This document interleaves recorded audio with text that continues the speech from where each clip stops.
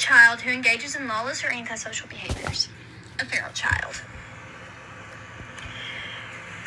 I have extensively researched feral children, and today I'm going to tell you about what makes a child feral, how feral children are affected after they are found, and the long-term effects they have to deal with. Let's get started with the story of Romulus and Remus. This story you might have heard in history class a time or two. So, Romulus and Remus were supposedly two twin boys of noble birth left out in the wilderness to die.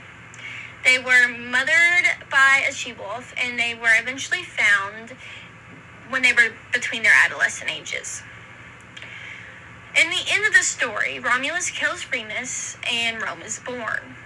This happened 750 BC, so there's not much fact there that we really know, not much documentation about that. It is truly just a legend, because feral children have hard times walking. Most of them are nonverbal. They have trouble eating effectively, and they're usually extremely malnourished, and these things never change.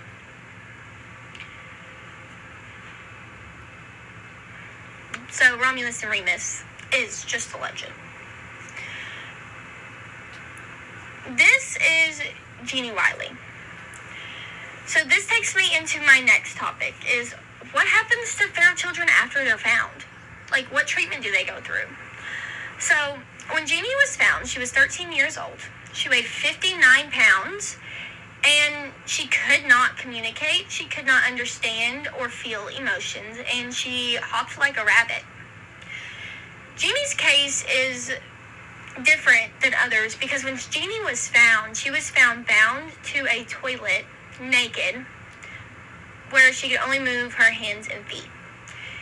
Jeannie was deprived of an education and human interaction from infancy.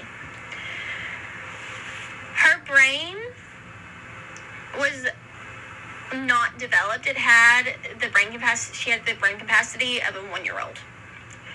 The only human interaction she did have was her father either physically abusing her, and whenever he would communicate with her, all he would do was bark or growl.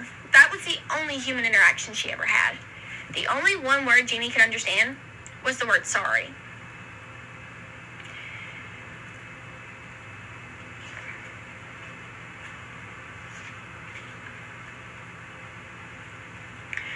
Once Jeannie was found in 1970, they did extensive research. They opened up a research on feral children, and it was solely based all around little Jenny. So once she was found, they performed several different tests on her to determine her state of mind and then to help her improve. Eventually, she could slightly communicate. She started to move around a little bit better, and she was happy. Researchers said she seemed very happy, but by the time the research was over, because the funding was cut, Jeannie ended up back in placement with her birth mother, her biological mother, who was one of the reasons she ended up being feral. Anyways, from that point forward leads into my next topic, the long-term effects. So Jeannie made progress, but her progress never really reached beyond a 5-year-old child. She could not understand emotions at all, and she couldn't really show her own either. So Jeannie slowly started to digress, and her mother realized she could not handle her. So then Jeannie went into the foster system, and by the time she aged out of the system, she had completely regressed back to the state she was in before. This shows us that brain development is big, but the biggest part of brain development is being around other people and seeing what goes on around the world. Jeannie is still alive to this day. She is in a mental facility, and that's where she will stay. The progress Jeannie made, researchers knew she'd never be completely normal. But she made progress. The progress just wasn't allotted the amount of time it needed to stick.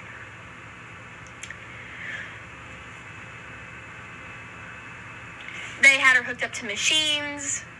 They would test her like she was a lab rat, but that's when she was most happy because people cared about her and she was getting that interaction she needed.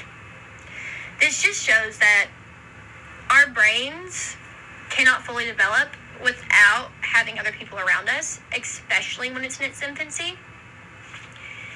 And just the simple fact that we're not much different than animals. Because without others around us showing us what to do, we have those tendencies. In the beginning, whenever I was talking about Romulus and Remus, that was obviously a legend based on what we know now, especially after the study of Jeannie. Jeannie's story, in her case, is what we have to go off of. There's been less than 100 cases documented in the world. This is an extremely rare occurrence, but the fact that this does happen is horrible. In conclusion, thank you all for listening to me tell you all about feral children today. I hope you all learned about what makes a child feral, how feral children are treated once they are found, and the long-term effects they have to deal with. Thank you.